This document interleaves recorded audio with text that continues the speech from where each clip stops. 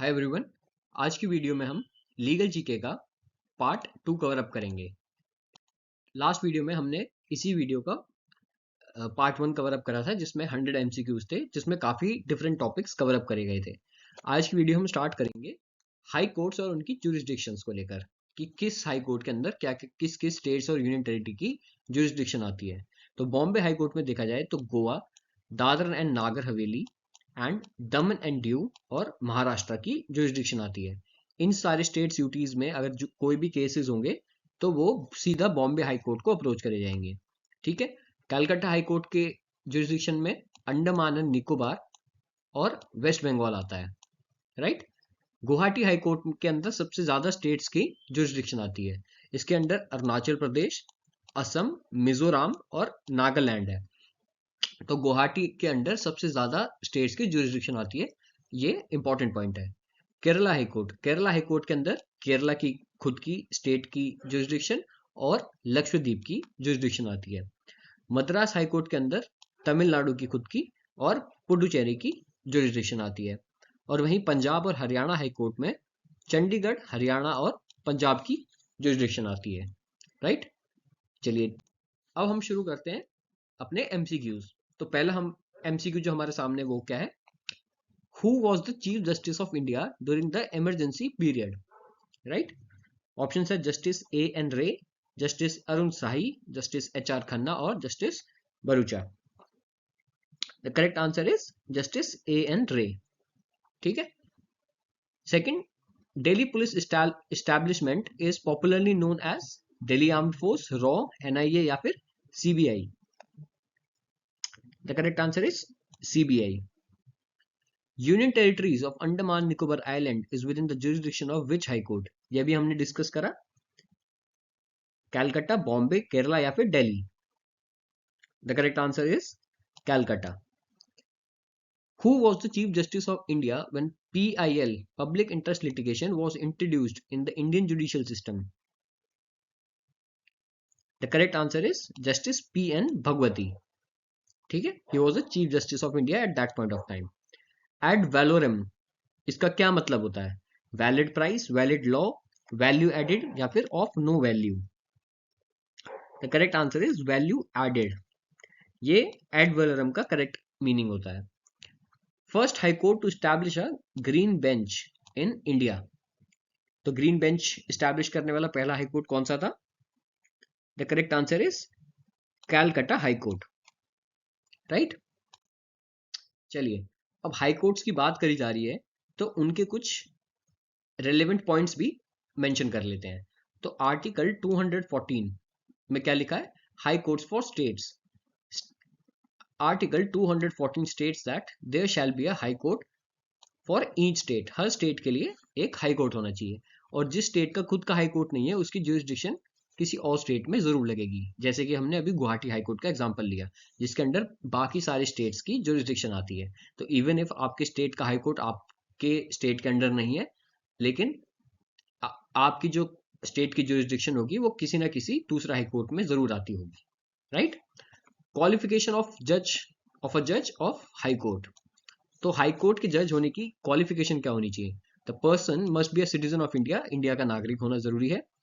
He should for at least 10 years held a judicial office in the territory of India or for at least 10 years been an advocate of high court or high court in succession, right। ये सारी qualification है जो एक high court जज के पास होनी चाहिए। Article 219 में ओथ एंड अफर्मेशन के बारे में बात करी गई है जो कि जजेस ऑफ हाई कोर्ट को दी जाती है।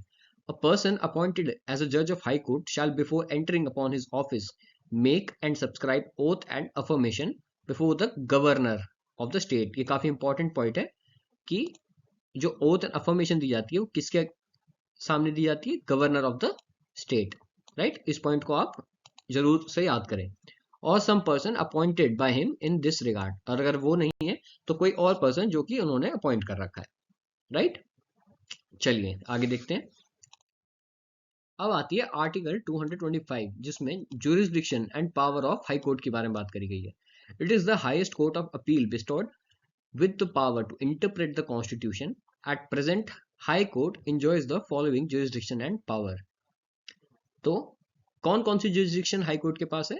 Original jurisdiction, writ, appellate jurisdiction, supervisory, control over subordinate courts, a court of record और power of a judicial review. तो ये सारी पावर्स जो हैं और जुरिस्डिक्शन हाई कोर्ट को दी गई हैं। High court has the power to hear the dispute in the first instance.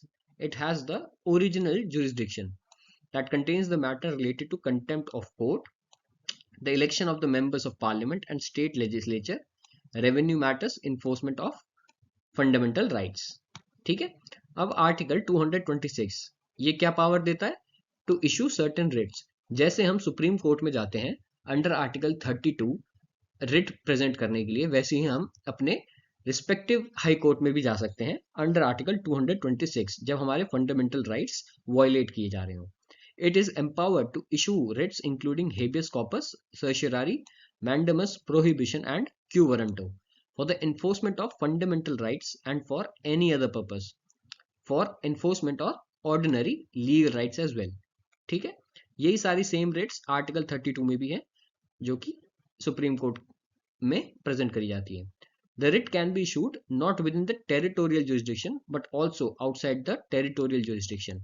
If the matter arises in the territorial jurisdiction, it can be issued to any person, authority or government. ठीक है, चलिए next अब आ जाते हैं हम अपने कुछ जजेस के बारे में बात करते हैं और कोर्ट्स कैसे इंडिया में स्टार्ट हुए थे। तो इनिशियली जब सुप्रीम कोर्ट नहीं था तो हमारे पास फेडरल कोर्ट ऑफ इंडिया था। ठीक है, The Federal Court of India came into being on 1st October 1937. The seat of the court was the Chamber of Princes in the Parliament building in Delhi. It began with the Chief Justice and two prison judges. The first Chief Justice was Sir Maurice Goyer. ठीक है, इनका नाम आप याद रखें कि पहले जो चीफ जस्टिस थे not of supreme court of India but of federal court of India, and the other two जजेस were Sir Shah Mohammad Suleiman and Mukund Ram Rao Jayakar. It functioned until the establishment of Supreme Court of India. जब तक Supreme Court of India existence में नहीं आया था उस time तक हमारे federal court of India run कर रहे थे। ठीक है, इसी में सबसे पहले थे सर मॉरिस लिनफोर्ड ग्वायर। ठीक है, और इसी को कंटिन्यू करते हुए आखिरी में हरीलाल H.J. कैनिया भी हमारे इसमें जज बने थे। और फर्दर जब सुप्रीम कोर्ट ऑफ इंडिया बन गया था तो ही वॉज द फर्स्ट जज of the supreme court of India, right, first CGI। ठीक है, तो ये हमारे इस स्लाइड में कुछ इंपॉर्टेंट CGIs हैं। जैसे सबसे पहले कौन थे? H.J. कैनिया। ठीक है, उसके बाद यशवंत विष्णु चंद्रचूड़, YV चंद्रचूड़ भी कहा जाता है जिन्हें। इनका नाम इंपॉर्टेंट क्यों है? क्योंकि ही वॉज द लॉन्गेस्ट सर्विंग जज, राइट। इन्होंने अराउंड 7 ईयर्स तक सुप्रीम कोर्ट जज रहे थे। और अब करेंटली TY चंद्रचूड़, ठीक है, ये हमारे प्रेजेंट के चीफ जस्टिस ऑफ इंडिया है and he is the 50th chief justice of India.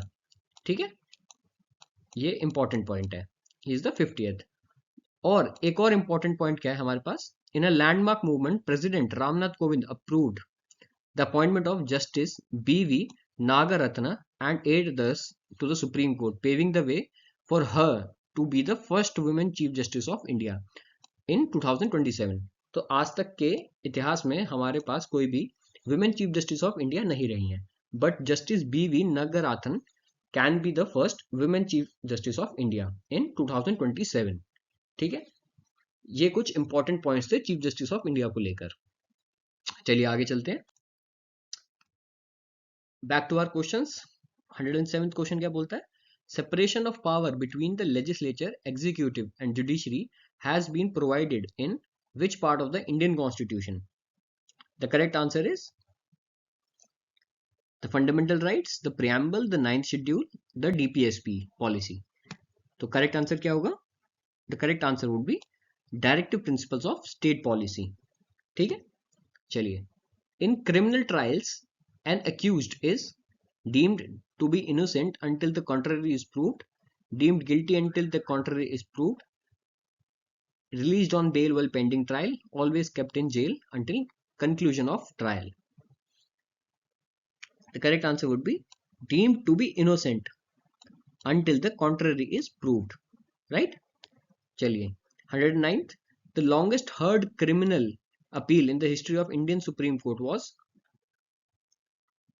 Rajiv Gandhi assassination case. ठीक है, it was the longest heard criminal appeal. 110, the Chief Justice of India was resigned and contested in the presidential election and lost. कौन थे ये? The correct answer would be Justice Subba Rao. ठीक है, चलिए next. Permanent seat of Supreme Court is at Delhi. Right? Next question क्या बोलता है? The first Hindu chief justice of Pakistan कौन थे? गोविंद रानाडे, मदन मोहन, राणा भगवान दास या फिर none of the above. The correct answer would be Rana Bhagwan Das. Right? He was the first Hindu chief justice of Pakistan. The legal service authorities act is of the year. कौन से year का है ये legal service authority act? The correct answer is 1987. चलिए next. The comment no vakil no dalil no appeal was made in relation to, ये किसके लिए ये कमेंट पास करा गया था? Regulating act, Ilbert bill, Rowlatt act या फिर vernacular press act? The correct answer is the Rowlatt act. ठीक है, उसके उसी टाइम पे no vakil no dalil no appeal का नारा दिया गया था. 117 क्वेश्चन क्या बोलता है? The first Asian country to introduce NOTA.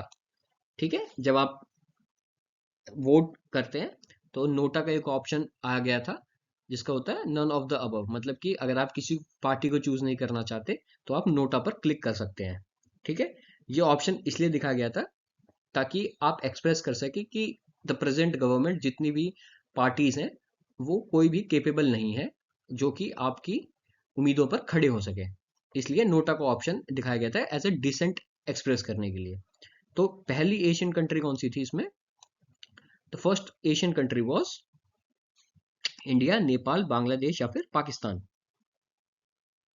The correct answer is Bangladesh. Right? चलिए.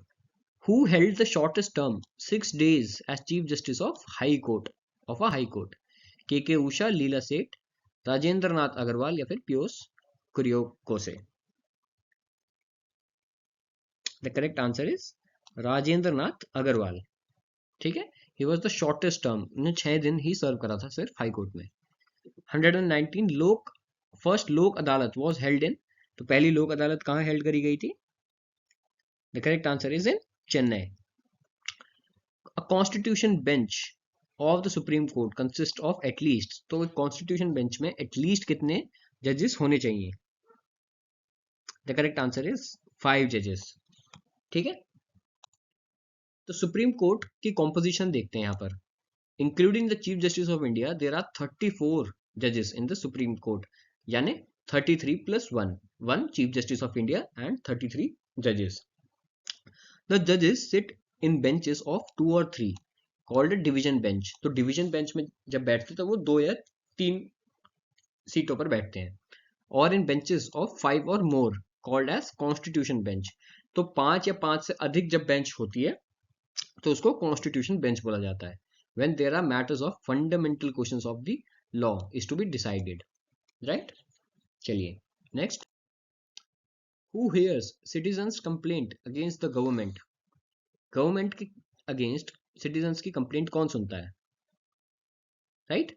Chief justice of supreme court, chief justice of high court, ombudsman या फिर न्यायाधिकारी? The correct answer is ombudsman. ठीक है, ही इज द एक तरह से एक मीडिएटर होता है जो कि आपकी बात कन्वे करता है गवर्नमेंट को. Right? PIL stands for, I guess this is an easy one, ये तो आप लोगों को पता ही होगा. The correct answer would be public interest litigation. The first solicitor general of India, ठीक है, पहले सॉलिसिटर जनरल ऑफ इंडिया की बात करी जा रही है, तो हु वाज ही?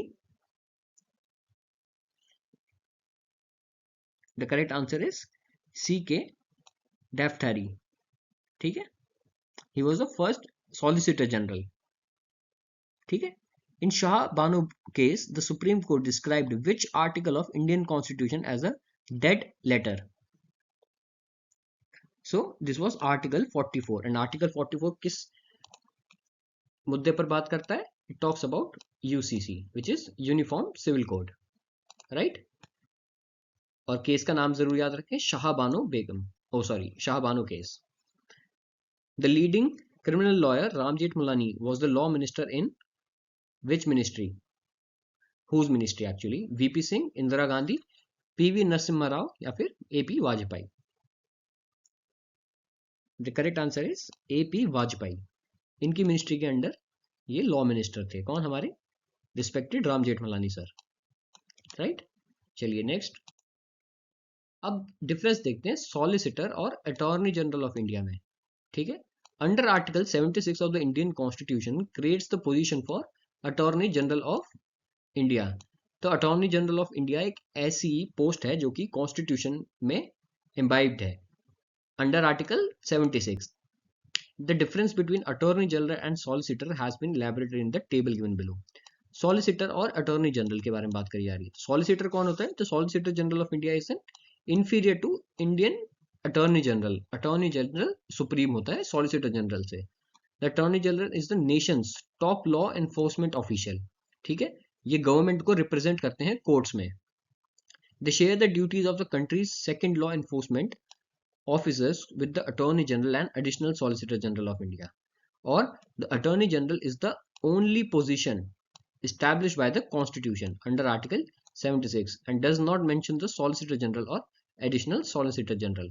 तो Attorney General जो है वो एकमात्र ऐसी पोस्ट है जो कि अंडर आर्टिकल 76 के अंडर मेंशन्ड है और इसके नीचे सॉलिसिटर जनरल और एडिशनल सॉलिसिटर जनरल का कोई भी बात नहीं करी गई है. अब मोतीलाल चिमनलाल स्टलवाल्ट के बारे में बात करते हैं. He was an eminent Indian jurist who became the first and longest serving Attorney General of India. तो हमारे सबसे पहले जो अटॉर्नी जनरल थे वो थे MC स्टिलवाल्ट. ठीक है. He also remained the chairman of the first Law Commission of India, which was mandated for legal reform in the country by Government of India. ठीक है. Chairman of the law commission. ये दोनों points आप याद रखें. चलिए next. तो अभी के present attorney general of India कौन है? ही इज आर वेंकटरमणी और तुषार मेहता हमारे current solicitor general of India है, राइट? चलिए ये दोनों पॉइंट आप याद रखिएगा. Back to our questions. Indian parliament is based on the principle of universal adult franchise, diarchy, bicameralism या फिर monarchy? The correct answer is bicameralism. तो इंडियन पार्लियामेंट जो है वो बायकैमरलिज्म में बिलीव करते हैं. ठीक है. बायकैमरलिज्म का क्या मतलब होता है? जिसमें अपर हाउस और लोअर हाउस होता है, जैसे हमारे राज्यसभा और लोकसभा. ठीक है.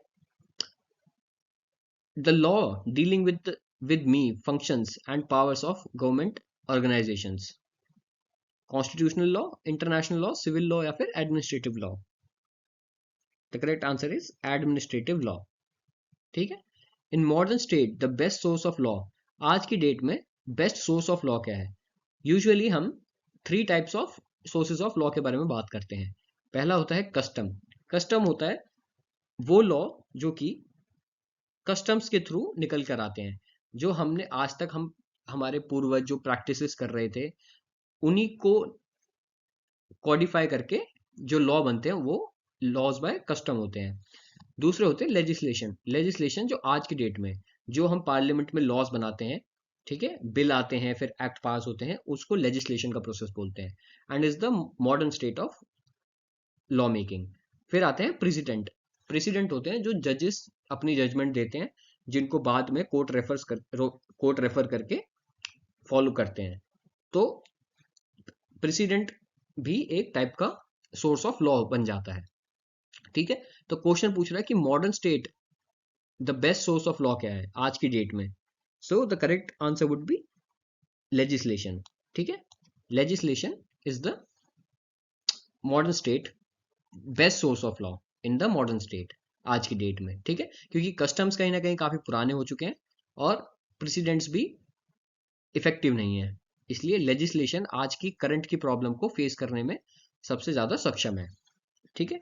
Who is a bankrupt? Bankrupt कौन इंसान होता है? So he is an insolvent person, right. Gross negligence is called, gross negligence को क्या बोला जाता है? It is called as culpa lata, right.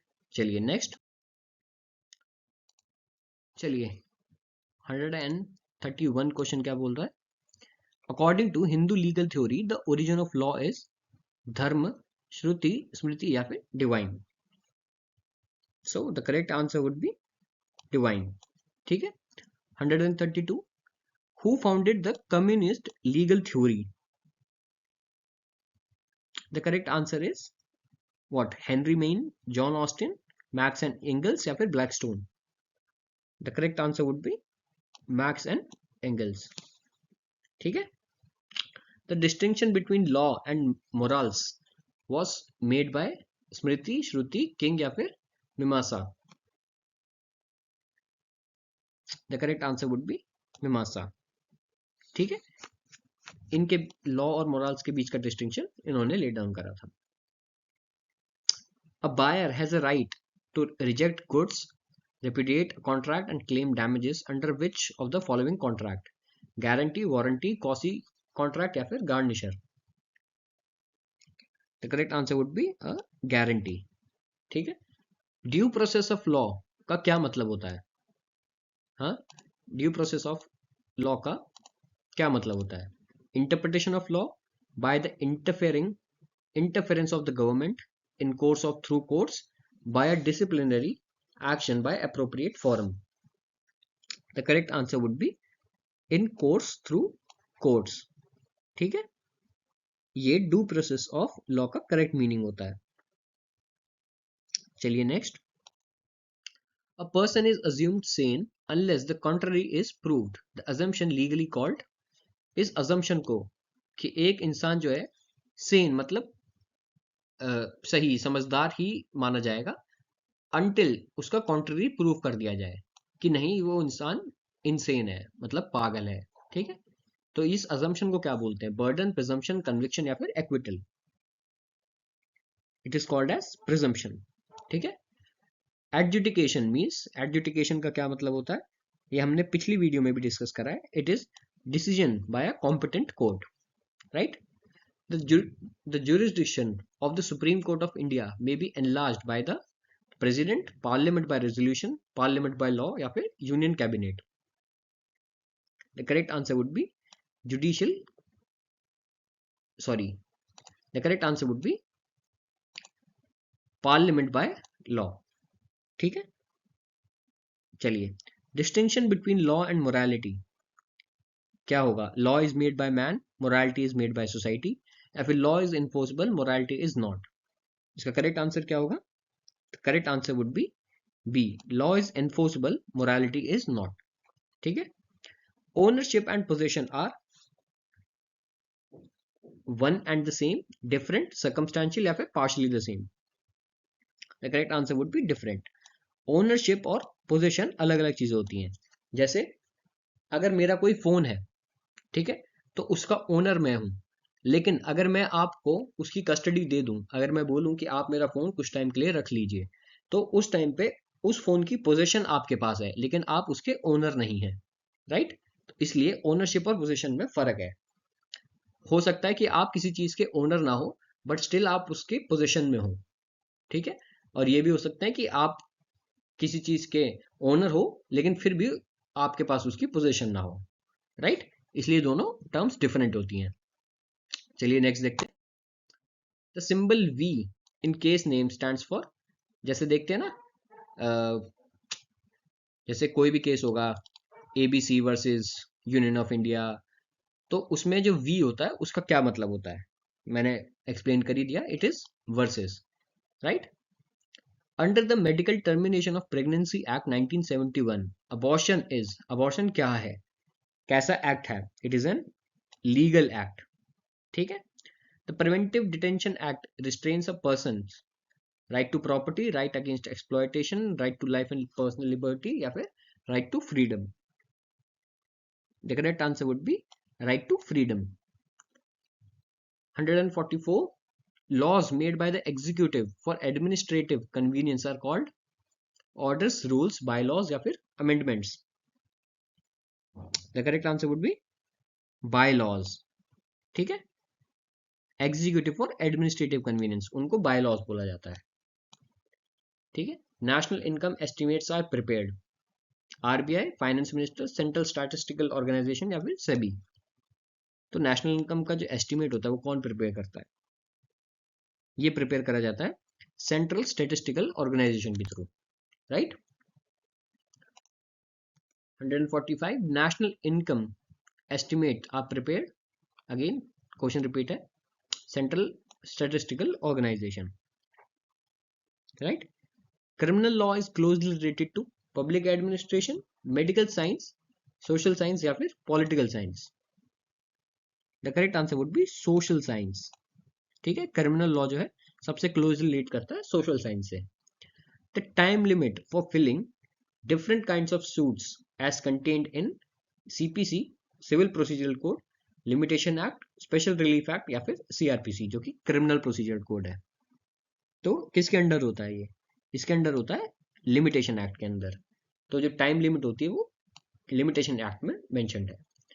Right to way is covered under transfer of property act, easement act, law of torts या फिर contract act. It is covered under easement act. ठीक है.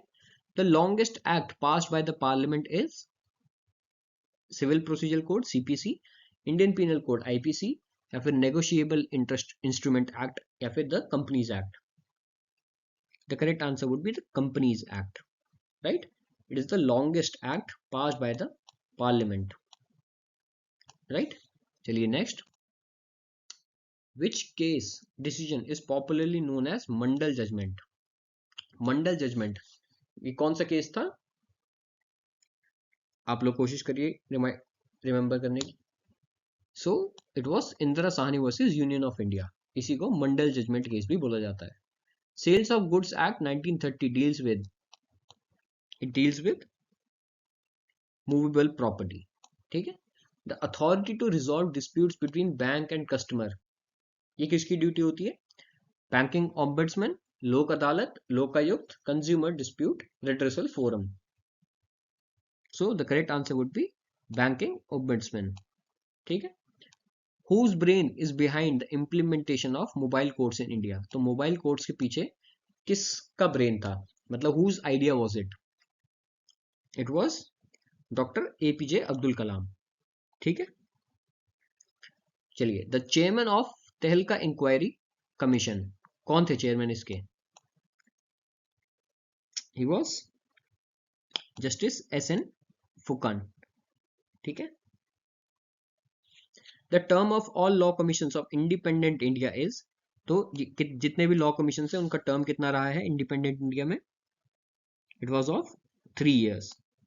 Right. Restitution means, restitution का क्या मतलब होता है? Restitution means act of restoring anything to the rightful owner. जो चीज जिस इंसान की थी वो उसी के पास वापस आ जाना, उसी को रेस्टिट्यूशन बोलते हैं. Sufficient amount of evidence necessary to allow it to continue in the judicial process, इसको क्या बोला जाता है? It is called as prima facie evidence. Right.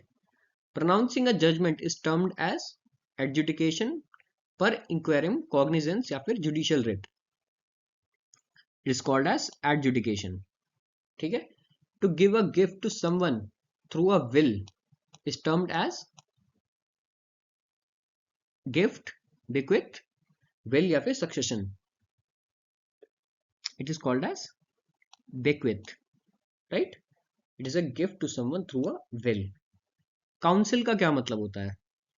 हाँ, काउंसिल का मतलब होता है a lawyer in a case. Like आपने कुछ मूवीज में देखा भी होगा, एक पार्टीज दूसरे पार्टीज को ऐसे कन्वे करती हैं, my learned friend, my learned council, और इवन जजेस भी काउंसिल कह के ही उनको एड्रेस करते हैं. राइट. चलिए नेक्स्ट. द जजेस whose kith and kin are practicing in the same high court are known as, इनको क्या बोला जाता है? They are called as uncle जज। ठीक है। adjournment of proceedings of a court to future date not fixed is termed as, तो ऐसी adjournment जिसका फ्यूचर में डेट फिक्स नहीं है, इनको क्या बोला जाता है? इनको बोला जाता है adjourn sine die। Same terminology use करी जाती है पार्लियामेंट में, जब सेशन आउट कर दिया जाता है, सेशन फिनिश कर दिया जाता है बिना बताए कि वो रीस्टार्ट कब होगा, उसको बोला जाता है adjourn sine die। Codicil means, इसका क्या मतलब होता है?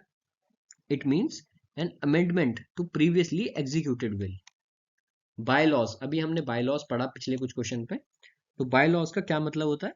These are rules, these are rules adopted by association or company to govern its actions। तो जब भी कोई एडमिनिस्ट्रेटिव बॉडी अपने कन्वीनियंस या फिर अपने प्रॉपर फंक्शनिंग के लिए कुछ रूल्स बनाती है तो उनको बाय लॉज बोला जाता है। ठीक है, चलिए। Contempt of court means, contempt of court का क्या मतलब होता है? It means willful disobedience of judges command or of an official court order। तो जब भी आप किसी कोर्ट के ऑर्डर का उल्लंघन करते हैं तो उसको कंटेम्प्ट ऑफ कोर्ट बोला जाता है। ठीक है। फोर फीचर मीन्स, इसका क्या मतलब होता है? It means cancellation, right. A person who is party to legal proceedings whose true name is unknown.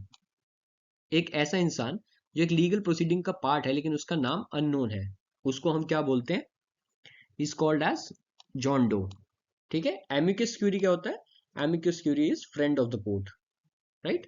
तो correct answer would be C, John Doe. Name the country where the जजेस are appointed for life time till their death. तो ऐसी कौन सी country है जहां जजेस appoint करे जाते हैं until their death? It is Germany. In Lok Adalat disputes are settled through, किस तरह सेटल करे जाते हैं? They are settled through conciliation and compromise, right. A would be the correct answer. Who among the following retired Supreme Court judges was previously a law minister in state? तो इनमें से कौन से रिटायर्ड कोर्ट सुप्रीम जज जो हैं वो previously law minister रहे हैं किसी स्टेट में? So the correct answer is justice V R Krishna Iyer. ठीक है। Next, dictum. डिक्टम का क्या मतलब होता है? Dictum means an observation by a जज on a matter arising during hearing a case. इसका मतलब होता है डिक्टम। ज्यूरिसडिक्शन का क्या मतलब होता है? ज्यूरिसडिक्शन अभी हमने वीडियो की स्टार्टिंग में ही डिस्कस करी थी। तो ज्यूरिसडिक्शन का मतलब होता है territorial limits with in which legal authority में exercised.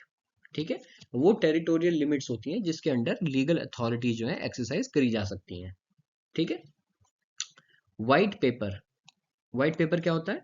N important banking rule published by the RBI, an authoritative report published by government about an issue, a written court order या फिर a report published by the governor of RBI regarding interest rate of nationalized bank। So the correct answer would be an authoritative report published by the government about an issue। इसका मतलब होता है white paper। The principle which treats a man who ought to have known a fact as if he actually does know it। ठीक है, इस principle को क्या बोलते हैं? The principle is called as constructive notice, right. इस principle को constructive notice बोला जाता है। Summons is issued by, summon कौन इशू करता है? Summons are issued by the court. ठीक है, चलिए next. Which of the following principle is closely associated with environmental protection? ठीक है, एनवायरमेंटल प्रोटेक्शन से कौन सा प्रिंसिपल क्लोजली एसोसिएटेड है? The correct answer would be principle of sustainable development. ठीक है, चलिए। The maximum period of detention for a person under KAAPA is, it is 3 months। ठीक है। A sum of money paid as compensation for loss और injury, तो जो वो amount होता है जो कि लॉस और इंजरी के लिए पे किया जाता है उसको क्या बोलते हैं? It is called as damages. ठीक है, डैमेजेस कॉम्पनसेशन का एक वर्ड यूज करा जाता है यूजुअली टॉर्ट्स और सिविल केसेस में। ठीक है, तो उस अमाउंट को डैमेजेस बोलते हैं। चलिए नेक्स्ट। सॉलिसिटर, अभी हमने प्रीवियस वीडियो में डिस्कस करा, तो सॉलिसिटर कौन होता है? Solicitor is a person engaged in conducting legal proceedings for the country. ठीक है, चलिए स्टैट्यूट क्या होता है? Statute is a legislative enactment. ठीक है, वर्डिक्ट, वर्डिक्ट क्या होती है? Verdict is a judicial decision. ठीक, जो जजमेंट पास करी जाती है। A warrant shall be in written, shall be bear the seal of the court, shall be signed by the presiding officer, या फिर all of the above। so इसका correct answer होगा all of the above। Code, code का क्या मतलब होता है? Code means a systematic written collection of laws. ठीक है, कंसिडरेशन, कंसिडरेशन का क्या मतलब है? Consideration here means price for the promise to do something. ठीक है, जैसे मैंने बोला कि आप मेरा ये काम करेंगे तो मैं आपको इतने पैसे दूंगा, तो यहाँ पर ये जो पैसा है ना, यही यहाँ पर कंसिडरेशन है। और जरूरी नहीं कि ये पैसा ही हो, कुछ और चीज भी हो सकती है। ठीक है, चलिए कन्वीनियंस मीन्स, इसका क्या मतलब होता है? A written document transferring land from one person to another. Question repeated. Coroner, coroner का क्या मतलब होता है? Coroner means officers, officer who inquires into any violent और अननेचुरल डेथ। ठीक है, कॉन्वेनेंट का क्या मतलब होता है? Covenant is an agreement in writing between two persons whereby one is agreeing to do or not to do something। ठीक है, ये एक एग्रीमेंट होता है। ड्रॉइट का क्या मतलब है? An unknown place, no rights to hold the property, legal right और इन क्लेम, या फिर an administration action. It is a legal right और अ क्लेम। ठीक है, कॉन्ट्राबैंड, कॉन्ट्राबैंड क्या होता है? कुछ कॉन्ट्राबैंड आइटम्स हो सकते हैं, सब्सटेंस हो सकती है। ठीक है, इसको क्या बोला जाता है? These are prohibited by law. Domicile, domicile क्या होता है? ये हम सबको पता ही होगा। It's a place where a person normally reside. ठीक है, ये वो प्लेस नहीं होती जहां आपका जन्म हुआ है, ये वो प्लेस होती है जहां पर आप अभी रिसाइड कर रहे हैं और काफी लंबे समय से रिसाइड कर चुके हैं। सोलैटियम मीन्स, इसका क्या मतलब होता है? This means compensation. Right, testator, testator का क्या मतलब होता है? The correct answer is a person who has written a will which is in effect at the time of his or her death। right, compos mentis, इसका क्या मतलब होता है? in good faith, of sound mind, mentally ill health, या फिर an idiot person। the correct answer is of sound mind। ठीक है, compos mentis। attestation, attestation किसको बोलते हैं? attestation is the authentication by any authorized person who could be a commissioner or a notary public। ठीक है, a reduction of period of sentence awarded by a court of law is termed as, तो reduction of period, सजा को कम करने का sentence जो होता है उसको क्या बोलते हैं? It is called as remission of sentence। unauthorized unlawful intrusion upon another's land property is termed as, इसको क्या बोला जाता है? This is called as encroachment। ठीक है, a crime or offense क्या होगा? It would be a malfeasance। ठीक, मेलाइस क्या होता है? मेलाइस तो इंटेंट होता है आपका, बुरा इंटेंट। ठीक है, ट्रांसफर्ड मेलिस होता है जिसमें आप इंटेंट तो किसी को मारने का कर रहे थे लेकिन किसी को मार देते हो, तो उसमें आपका जो इंटेंट होता है वो ट्रांसफर हो जाता है। ठीक है, मैंडेट क्या होता है? A judgement, a decree, a written submission to a court to make a specified ruling और ऑर्डर, या फिर an order from an appellate court directing a lower court to take an specified action. So the correct answer would be an order from a appellate court directing a lower court to take a specified action।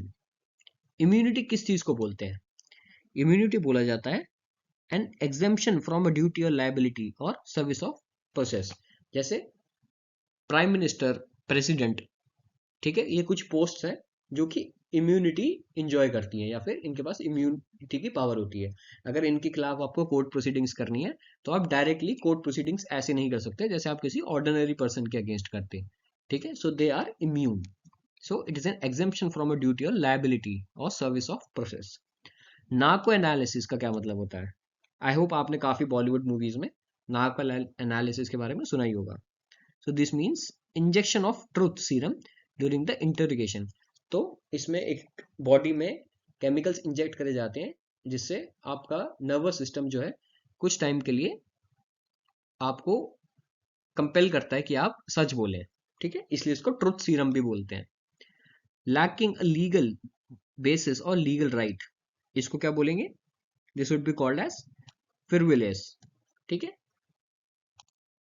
Waiver, waiver का क्या मतलब होता है? Waiver means voluntary abandonment of relinquishment. ठीक है, कुछ चीज को वेव ऑफ कर देना, उसको वेवर बोलते हैं। The repairs needed to a building at the end of tenancy is legally named as, इसको क्या बोलते हैं? It is called as dilapidations। ठीक है, dilapidations। Legal problems in the form of imaginary cases argued by two opposing students before a bench pretending to be a real court, इसको क्या बोलते हैं?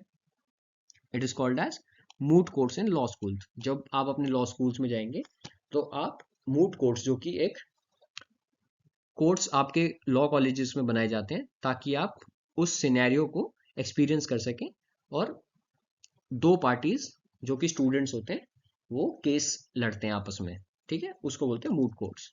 अ person who prefers an appeal to higher court is known as, उसको क्या बोलते हैं? He is called as appellant. ठीक है, जो अपील करता है।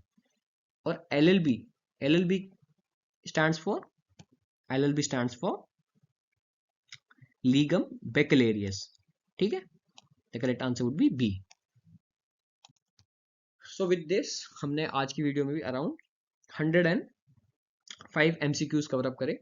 सो पार्ट 1 एंड पार्ट 2 को मिला के हमने around more than 200 MCQs cover up करें, जिसमें हमने mostly supreme court, high courts, jurisdiction, legal maxims, statutes, jurisprudence, ठीक है, लीगल हिस्ट्री, इन सब चीज़ों को जाना है।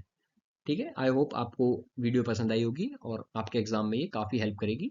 Please do watch it twice and कोशिश करें इन सारी इन्फॉर्मेशन को, एटलीस्ट ये जो MCQs हैं इनको आप रिटेन कर सकें।